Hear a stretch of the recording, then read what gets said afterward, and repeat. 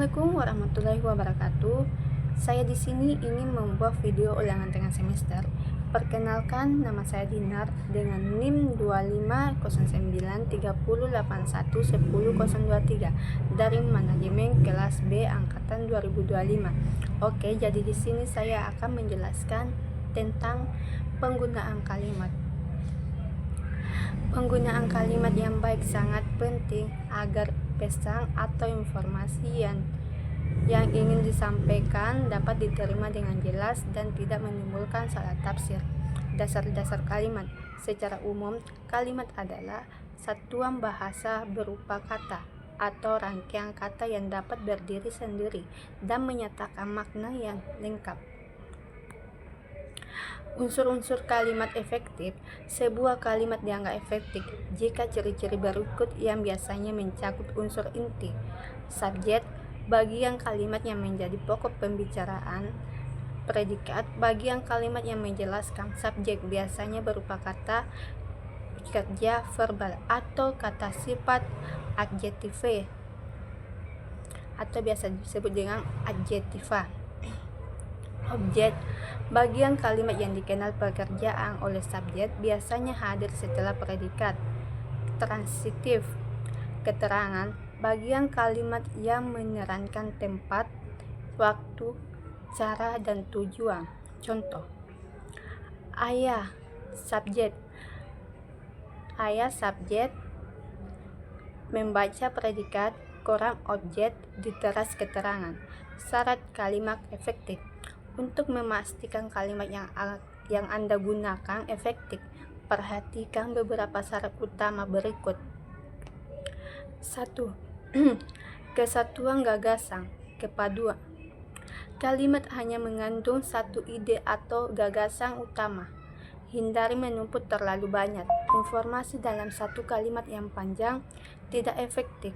Dia adalah seorang penulis buku, tetapi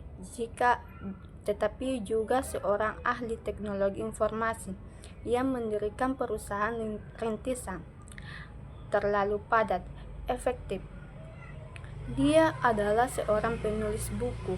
Selain itu, dia juga ahli teknologi informasi dan mendirikan perusahaan rintisan. 2. Kesejajaraan atau biasa disebut dengan paralelisme. Penggunaan bentuk-bentuk bahasa yang sama untuk mengungkapkan gagasan yang sama atau sederajat. Kesejajaraan terutama penting dalam perincian atau daftar. Tidak efektif. Kegiatan itu mencakup pendataan warga, mengolah hasil data, dan penyebaran informasi. Tidak sejajar. Kata benda, kata kerja, kata benda. Efektif. Kegiatan itu mencakup pertanyaan, pendataan warga, pengolahan hasil data, dan penyebaran informasi. Sejajar. Kata benda. 3. Kehematan. Hindari penggunaan kata yang berlebihan, ploonsme, atau pengulangan subjek yang tidak perlu. Tidak efektif karena ia sakit, ia tidak masuk sekolah. Pengulangan subjek yang tidak perlu. Efektif karena sakit, ia tidak masuk sekolah. Tidak efektif. Para hadirin sekalian dimohon berdiri. Para sudah berdiri jamak, sekalian berlebihan. Efektif. Para hadirin dimohon berdiri. 4. Kelogisan. Gagasan dalam kalimat harus dapat diterima oleh akal sehat. Tidak efektif.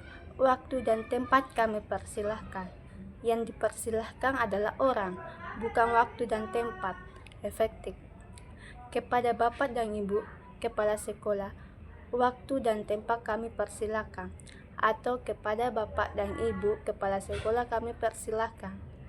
Ketegasan atau penekanan. Memberikan penekanan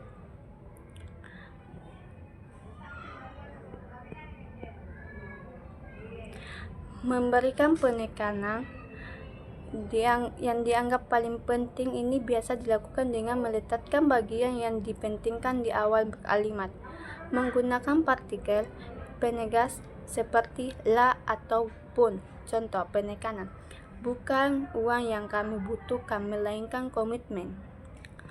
Jenis-jenis kalimat. Kalimat yang dikelompokkan berdasarkan beberapa kategori.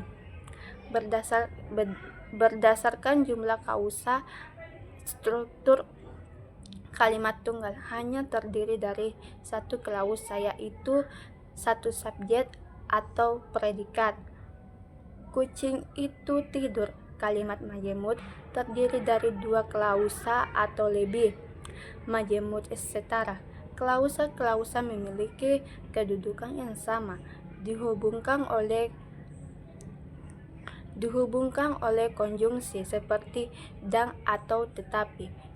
Ibu memasak dan ayah mencuci mobil. Majemut bertingkat, memiliki satu klausa utama induk kalimat dan satu klausa bawahan anak kalimat yang berfungsi sebagai perluasan SPO atau K, dihubungkan oleh konjungsi seperti jika, ketika, bahwa. Kami akan datang jika dia mengundang. Anak kalimat sebagai keterangan syarat berdasarkan fungsi intonasi. Kalimat berita deklaratif menyatakan informasi di akhir titik. Hari ini hujan deras. Kalimat tanya. Interogatif memiliki informasi diakhiri tanda tanya. Materi ini memberikan paduan dasar untuk menyusun kalimat yang tidak hanya benar secara tata bahasa, tetapi juga kuat dan jelas dalam penyampaian ide. Baik, sekian dari saya. Apabila ada kesalahan kata, mohon dimaafkan. Assalamualaikum warahmatullahi wabarakatuh.